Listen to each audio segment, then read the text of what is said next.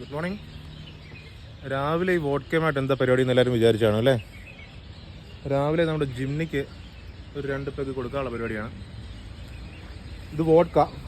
നമ്മളിത് windshield wiper വാട്ടറിനകത്തോട്ട് ഒഴിക്കുകയാണ്. കാരണം നമ്മളിന്ന് പോകുന്നത് കാസയിലോട്ടാണ്. We are climbing from 15 degree Celsius to -27 degree Celsius. അവിടെ ഇതെല്ലാം ഫ്രീസ് ആകും. ഫ്രീസ് ആകാതിരിക്കാൻ വേണ്ടിയാണ് നമ്മൾ ഈ വോഡ്ക ഒഴിക്കുന്നത് കേട്ടോ.